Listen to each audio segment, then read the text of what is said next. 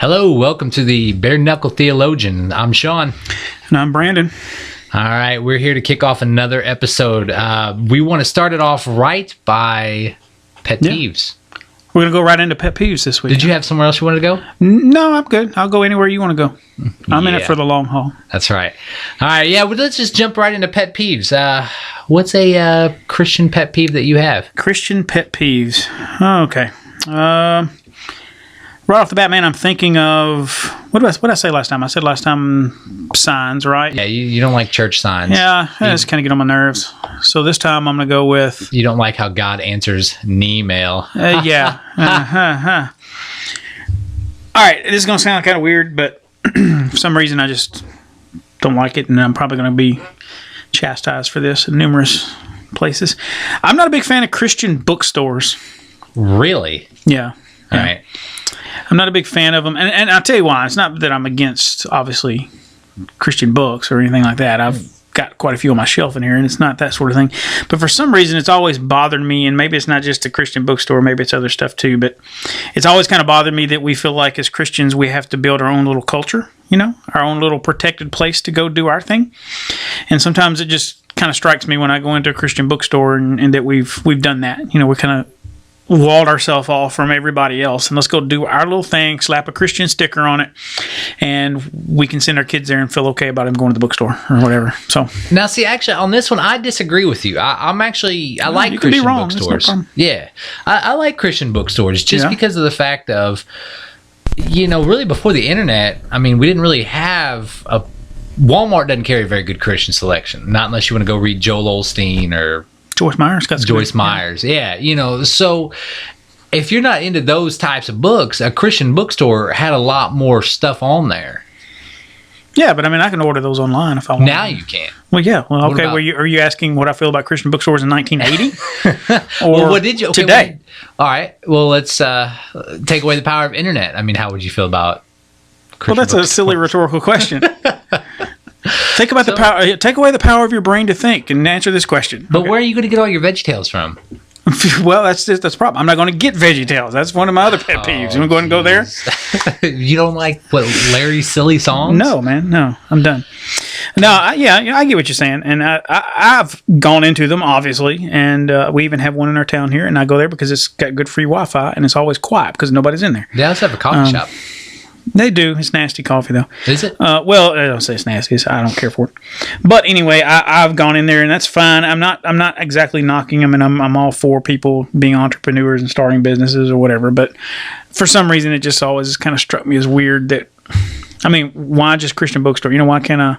Well, all right, I got shoes. I want to sell shoes. Let me make a Christian shoe store. Well, but you have a shoe store. Why not just go to Walmart? Well, how about I just be a shoe salesman and I'm a Christian? Do you know of a Christian shoe sale store? No, but I'm just saying, why shouldn't I have one if I've got a Christian bookstore or a Christian? Why have I got to slap a Christian label on it? There probably are people out there that will go out there and buy a Christian shoe, like Air Jesus. Is it because we're scared, as Christians, that if we go to a bookstore that has both religious Christian books and secular satanic demon books, that we may actually see a cover of some book that we shouldn't see, and we'll suddenly lose our faith and we won't be Christians anymore because we saw I don't know Hunger that Games? That's it. Okay. I don't know that that's it. For me personally, it's just more of a fact that I can get something that's not necessarily, like a WWJD bracelet, or I don't knock the WWJD or a knockoff T-shirt, Jesus. Christian tee that Jesus is my homeboy. has a logo of some company that's been ripped off and created into something Jesus would wear. But I think with it, I can get something that's not necessarily mainstream. Oh yeah, it's not mainstream. No, I wouldn't. You're right. Yeah. But I can get a Christian book that's not mainstream. Because there's nothing wrong with purchasing a Christian book by any means, and I think it's okay it helps you study more. Okay. That made no sense.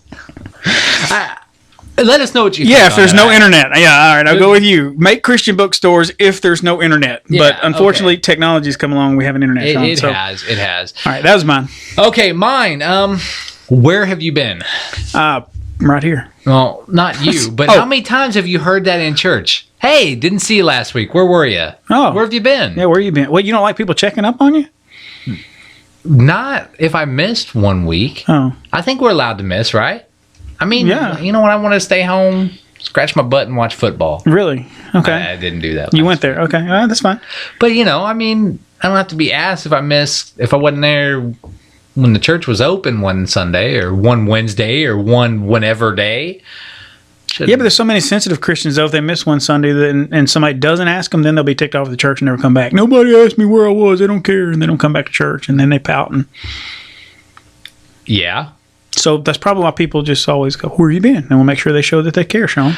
See, I'm actually going to flip that the other way around. Okay, let's do it. I don't like that. I feel like I am being judged. And this is my feeling. Yeah. Not necessarily right. And I may not be right feeling that way. I may be wrong. I may be coming off as whatever. But I almost feel like, hey, man, don't worry about it.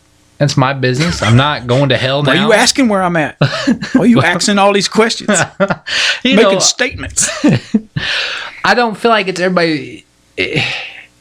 I feel like from my background, a lot of people tend to almost come off more judging. Hey, why weren't you at church? Yeah. Are you kind of like, where's your excuse slip? Yeah. Yeah.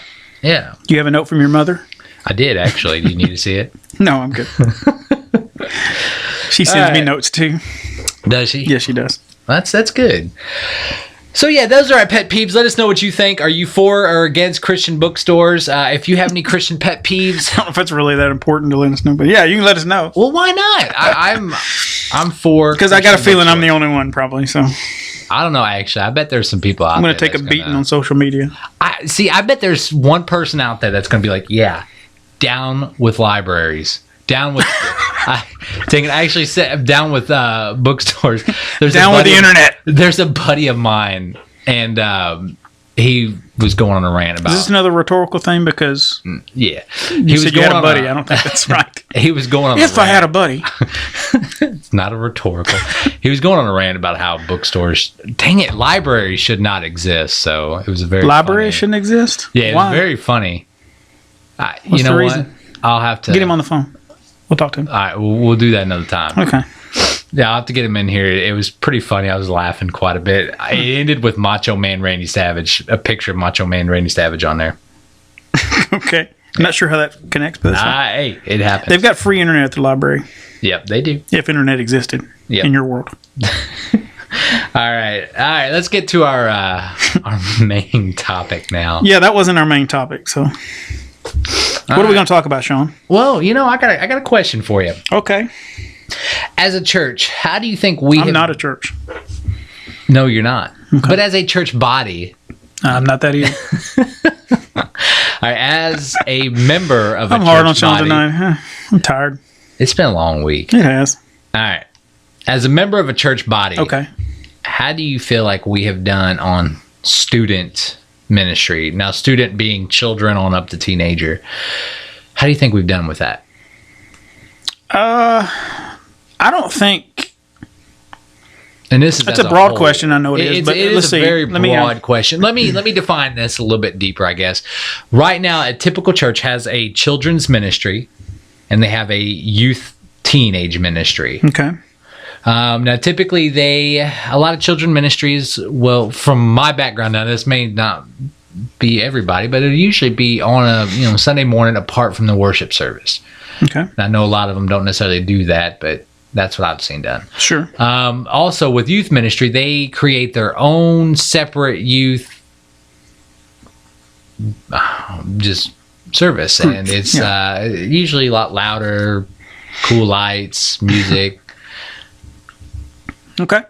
So the question is, how do you think we've done in discipling teenagers over the course of these last few years and doing ministries like that? Yeah, through these ministries. I think it's hit and miss. But I think I've seen more, and maybe I'm just a negative dude, but I think I've seen more negative stuff. I've been very negative tonight. I'm angry and bitter tonight. You don't like bookstores. I don't, or internet, or...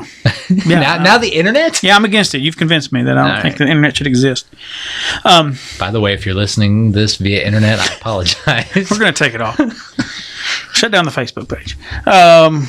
I think one of the big mistakes that we have done as a Christian community is to entrust the discipleship of our children to be primarily done by people other than the parents. I think that's first of all. Now, I spent 10 years of my ministry service as a youth pastor over the years, and I probably spent most of that doing it, in my view, incorrectly, looking back on it. But I think we tend to take it away from parents and not really equip parents or work with parents very well. It's kind of like that mindset that, hey, bring your kid to church. We'll give him to the professional, and the professional will disciple him for you, and we'll give him back to you when he turns 18, and he'll be good to go. And obviously, I think over the course of the last few years, I don't know the research, but I know a few years ago it wasn't very good, that the dropout rate of most kids that when they turn 18 isn't very good. I mean, or it is high. A lot of them don't stay in church. And I think it's because, A, we insulate them from the church body more because we've started these other ministries separate from the adults in the church or whatever, so they never are mixing with other generations, and they do not know what corporate worship really is all about. Yeah. Or church to them is all about just the games and pizza and occasional Bible study and a good trip. And I think once they turn 18 and go back and they try to get acclimated back into the church body as a whole, it's very difficult for them. And I'm not saying we don't do segregated ministries, but I think one of the things we have to do is approach it more from a perspective of, hey, we need to make sure that they are integrated into the family of God, and that we equip the parents to be the primary disciplers, not some paid professional youth pastor. I don't think that's a good role for some young goatee dude to be put out front as the main guy that's supposed to tell them all about Jesus and be that guy. I remember one thing that you said to me a while ago. I did not. No, you can't. It's going on record. One thing that you said to me is, and I agree 100% with this, that the youth leader, youth pastor, whatever, they should never even be remembered 10 years down the road. It should be the fact that, oh, my parent helped me through this time. My father, my mother were the ones helping me through this time, not necessarily a youth pastor. So I definitely agree with this because I did a couple years of youth ministry too, and we were a very loud, awesome, exciting youth group. We did a lot of fun things. We had all the cool lights going on, the loud music. We really separated ourselves from our main body. When we would try to introduce them back into the corporate worship of everybody with the adults, we were all bored, including myself. And I thought I understood it, but I was very bored sitting through those services because I was used to what we do over here. And through that, I don't know the statistics by any means. I never looked at them, but I just saw a lot of students going into college dropping off.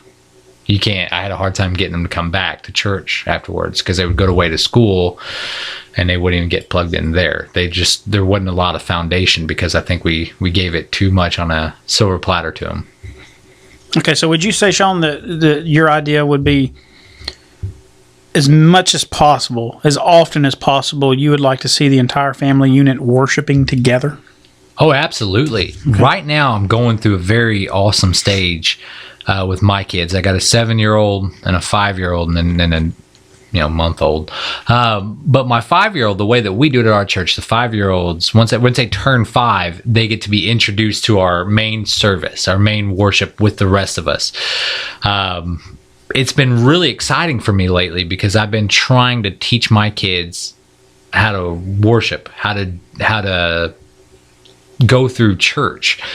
We're not sending them away to a children's church. We're not sending where a clown's doing stuff for them. Not that that's wrong, but my child is learning, from me, how to worship, how to grow through God. And I love that. I love that aspect. I love being the one to try to teach my children that. It's not easy. I'm not always the best person really to do that, or I'm not the best at it, but I should be the best person for them to do that. Sure.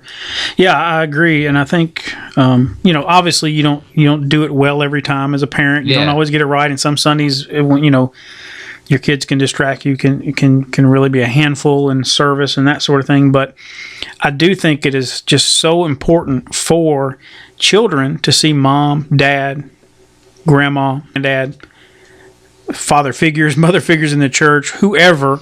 They need to see adults worshiping, to have it modeled to them what corporate worship is, what it really means to be a part of the family of God. I think a lot of times we have that phrase, and maybe this is one of my pet peeves too, where we talk about teenagers or kids being the future of the church. And if they're Christian, if they're saved, they're the church now. They're not the future. They're part of it now. And so they need to be part of that. And I think it's an important aspect of it. And again, I'm with you. I'm not knocking churches that do children's church or keep them out of service and all of that or whatever. And it's not really against, but I think it's more for. And I think it's a reaction to what I have seen in the past where I mean, even in not even during worship service times, but when we would have youth group meetings and such midweek or on Sunday nights or whatever, we really didn't do much in the way of equipping or helping mom and dad disciple their children. You know, it was more of just, here, let me teach you something, let me do something fun with you, and that's about it. We were more concerned probably with numbers and how many we could get attending and how many pizza parties we could throw, more than we were concerned about actual souls and discipling them and seeing them grow in the proper biblical way. And I'm just a huge proponent of it now. I'm big on family ministry. I really like to see moms and dads engaged with their children, with their kids on a regular basis. And I think having them worship together, having them serve together is important. I think in the church that I'm at, we try to do that. You know, we do missional projects and we encourage the entire family to go do it together, make something family friendly, you know, so that we're not always just doing, okay, well, here's a teenage mission project over here and it's just teens there. But we can do things as a family and we can bring them all. And so not only do they see them worshiping corporately, they don't see just mom and dad doing that, but they see them serve God. They see them love other people, and all those things coming together is the training ground. That's for me, the biblical way to disciple kids. At least that's the way I see it. You know, and that reminds me just of one way that you've done that, and I'll just kind of talk about what we did last year, you know, for Halloween. You know, some parents out there may not be, you know, for trick-or-treating. You know, I am. I don't really see any issues with trick-or-treating, and that's not what I'm for chocolate. Yeah. In any and all forms. I like Skittles. Yeah, okay. That's not chocolate. No. But what I'm getting at is, what I'm going to say is, it's not, I'm not trying to debate whether or not trick-or-treating's fine. Should we be celebrating Halloween? Yeah, I don't really care. It's coming up. It is. But what we did as a church project, we went out there and gave candy to people who were giving out candy. We wanted to make sure their supply was doing well. That way some little kid knocked on their door and all they got to eat were, you know, the little Mary Janes, because that person ran out of candy and they were trying to go back to the closet and find out some stuff. Emptying out pockets. Yeah, a long time. We were trying to go through and give people... It's like a reverse trick-or-treat. Reverse trick-or-treating. And, all right, I got you. You know, that was a lot of fun. We got to talk to a lot of people because it caught them off guard. Like, wait a minute, you're giving me candy? I have a bowl full of candy. But it caught them off guard, and we were doing it, you know, like, we just wanted to say hi, you know, and just ask if we could pray for you. And we got a lot of people who were praying for us. During that time of how our kids got to, you know, play into it, we still wanted to take them trick-or-treating. So we were out there taking candy, but giving candy back in. So it was almost like we were never even there, really. Is that a race? Yeah, that's like a Matrix. But our children got to see that, and we got to let them give the candy to the people at the doors. We got to do that, and they got to see that firsthand, and we got to do that as a family. We got to do that. And I think that was really cool that, you know, my kids got to see me and mom doing that stuff. Mm-hmm. I think it showed a lot, like, hey, we actually care. Yeah. About people. That's and we're good. Showing them how to care about people. Yeah, that sounds great. And let me ask this: we're going to start running a little on time here in a minute, but we'll finish up with this question maybe. Is it going back to the idea of parents discipling their children? I don't know if it's just my experience or what, but is that an easy thing to do, or is it difficult for parents to disciple? Because sometimes I feel like I don't know what I'm doing, Sean. To be honest with you, I've got 2 kids, and I sometimes struggle. And I'm a minister. I'm a pastor. But I still will find ways to struggle in trying to disciple my own children. Do you think that's a common thing? That I hope so. Because I really struggle at it too. I know with mine, my 7-year-old, we're now coming on to some fun stuff that we've never had. With having a new baby, our 7-year-old is usually the center of attention. Now she's not. We have been struggling with that in so many different areas. So I really, gosh, if I'm the only one struggling how to parent, then I'm really, really screwed up. Sure. But I really don't. I don't see how that we're not. I think that this is pretty much across the board. I mean, it seems like most parents I talk to with young kids, they're all kind of and Christians. What I'm meaning here is they're kind of throwing up their hands, like, I really don't know half of what I'm doing right now. Yeah. And so that being said, I think it's very important for the church as a community of faith to be a community with one another, to teach one another, disciple one another, help one another, encourage one another. And so families come together and the church expends resources. Yeah. Whether it be a student minister or something else, to help parents disciple, because there's so many issues, there's so many things, which I think we may want to cover in some future podcasts. Maybe just grab a few parenting issues, because I think that'd be helpful to a lot of people. Absolutely. And so just have those discussions. But you're not against then having like a youth pastor or a children's minister, or you're not against that. That's not what you're saying through this entire. No, I'm not against that at all. I see a great value of some segregated ministry. I understand that, where you can make some things age appropriate at different times.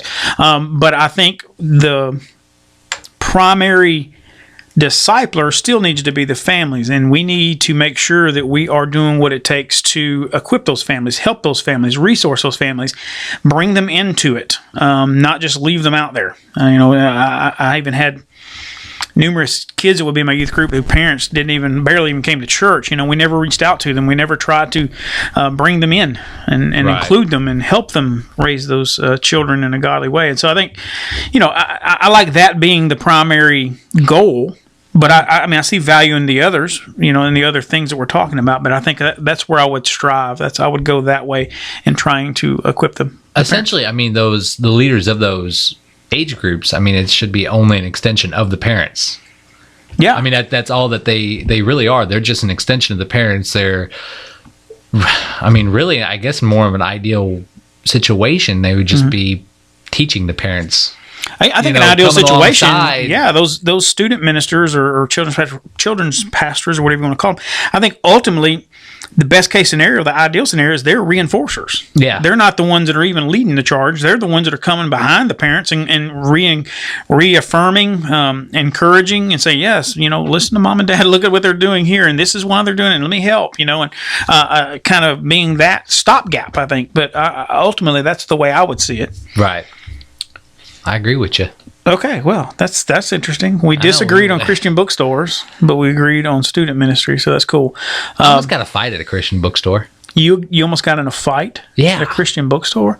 Maybe they are fighting bad. over the last bracelet or what?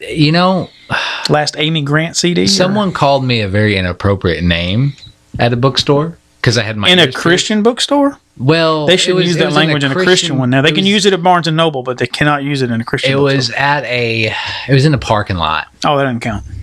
So, I've cussed in a lot of Christian bookstore parking lots. Maybe it was you. Maybe. Yeah, this guy called me a very inappropriate name, and I wanted to hit him really bad. Yeah? I didn't. But I got to know why now. Why was the problem? I don't know if I can say that. Okay, well then don't. They were holding Don't incriminate yourself if you were stealing something. Or... No. All right. For the record, I was not stealing, but there was some guys holding up some signs. Okay. They're protesting. One guy was holding up. Yeah. Well, outside the bookstore on the busy street. See, I can do that. I'm down with protesting the Christian bookstore. He wasn't protesting the bookstore. They were on a busy. The bookstore is on a very busy street. Okay. They were protesting like abortion and homosexuality, and I got called a name. Just arbitrarily? Okay, never mind. I went up and said something to the guy. Like, okay, well, it was in response to your... Okay. Of course, I wasn't quiet. I went up and said, hey, buddy. Yeah, so you're the instigator. Well, that makes sense. Well, no, I did it in a nice way. I was like, hey, man, that's not very cool. Yeah. Holding up those signs like that. And okay. He begged to differ. And then he tried to hit you with the sign. But good old Christians. Yeah, we're standing up for stuff. Awesome day. All right. Well, we got about 5 minutes left on the podcast, and so we don't want to kick this one. We're not going to kick this one off. We're going to end this one on a game. You want to play a game, Sean? I love games. I love games too. Lay it on me. I tell you what, if you win this game, Sean, I will give you a bag of Skittles. That is the prize for this one. Yeah. All right, and a Sandy Patty CD from the Christian Bookstore. Sandy Patty. All right. Heard of her. Or maybe one of Michael W. Smith's earlier CDs, which, Okay. All right. This is going to be this game's called Who Said That? Who said that? And you got two choices. I'm going to give you a quote, and you've got to tell me who said that quote. Was it Mr. Joel Osteen? All right. Joel Olsteen. Since you brought him up earlier, I'll bring him out now. Did Joel Olsteen say this, or did a Disney character off a Disney movie say this? Okay. Oh, my gosh. So I'm going to give you a quote, and you have to tell me if Joel Osteen said it or a character off a Disney movie said it. Any Disney character. Yes. This might be harder than what you think. It is. I can guarantee you. It's going to be very difficult. You're going to have to earn these Skittles, my friend. Oh, my gosh. All right. If you want to taste that rainbow, you need to really consider these things. All right? Is that what got you in trouble? No, never mind. All right. Number one quote. Here we go. First quote. Listen very closely, everyone. Joel Osteen or a Disney character. He'll never give up on you, ever. He'll be there for you no matter what. Oh, my gosh. Is that Joel Osteen, or is that a Disney character? I'm going to have to say that one is Joel Olsteen. You're going to say that's Joel Osteen? Yes. That's your final answer? I could really see that one being Disney. Well, yep, you've got the first one wrong. That is actually Andy off of Toy Story 3, who said he'll never give up on you ever. He'll be there for you no matter what. So it appears that Andy and Joel Osteen are quite similar. Maybe that's... Right. Joel Olsteen, as a kid. Maybe so. All right. All right, so you're 0 for 1. All right, way to start it off. Here we go. The second one. Sometimes things scare us, but we find ways to cope. See, I could easily see that one being in like Monsters, Inc. Well, that's kind of the point of this. Is not making it very easy to do. Is Monsters, Inc. Disney or Pixar? It's Pixar. Oh, never mind. I'm gonna say Joel Olsteen again. You're gonna say Joel Osteen? Yeah, I'm hoping there's gonna be a pattern like every other. No, see, I threw you off. That one is not Joel Osteen. That is actually Minnie Mouse. Minnie Mouse said that. Yes, sometimes things scare us, and I would do her voice, but I can't. But we find ways to cope. Wow, my gosh! So you're 0 for 2. Well, this shows something though. I neither watch Disney nor Joel Olsteen. Apparently not. All right, here we go. How about this one? You may think you've got a long way to go, but you need to look back at how far you've already come. See, based on my odds, I've got to be able to get one Joel Olsteen. He's going to keep guessing, Joel. Let's go with Joel. You're going to go with Joel? Mr. Final Olsteen. Answer? Yes. Okay, you got that one right. That was Mr. Joel Olsteen. Finally. You may think you've got a long way to go, but you need to look back at how far you've already come. That's good words, I tell you. This is a really good one. It is, yeah. All right, here you go. Try this one. If you keep on believing, the dreams that you wish will come true. I'm going to have to say Disney. You think that's Disney? Yes. That sounds like Joel Osteen, doesn't it? Honestly, at this point, I have no idea. You are correct. That was a Cinderella quote. So Cinderella said, if you keep on believing, the dreams that you wish will come true. And I think we just hit a new low point on our podcast. I'm now quoting Cinderella. It's time to quit this thing. I don't know that it's a low point. I think it's actually... I just now realized I just gave a Cinderella quote on our podcast. I think it's a step above where we've been at. Well, yeah. Well, maybe. I don't know. We'll see. All right, here's one more. Remember, the greater the struggle, the greater the reward. Joel Olsteen. Yeah. That is correct. There's no rewards in Disney. That is Joel. And yeah, there's no rewards in this game either because you didn't get... You got 2 out of 5 right or something like that, right? Yeah, you got... 3 out of 5. How many questions were there? I gave you 5. You gave me 5. Yeah. I missed the first 2. I don't know. You just ain't getting Skittles. All I can tell you, because I ain't buying them. All right, so it doesn't matter what you got. The reward was all fake in the beginning, just like the internet. Rhetorical. Just not really. What if you played this game without Skittles? That's what you just did. So. I feel like I was lied to. Well, you pretty much were. Great. Told you it's a bad night for me. It's been a rough night. Been a rough night. Well, I guess we need to let this podcast go and just go ahead and shoot it. Yeah, and then we'll go meet in the parking lot of the Christian Bookstore. Sounds good. All right. Should I bring my boxing gloves? Or? No, but bring your Skittles. All right. Later.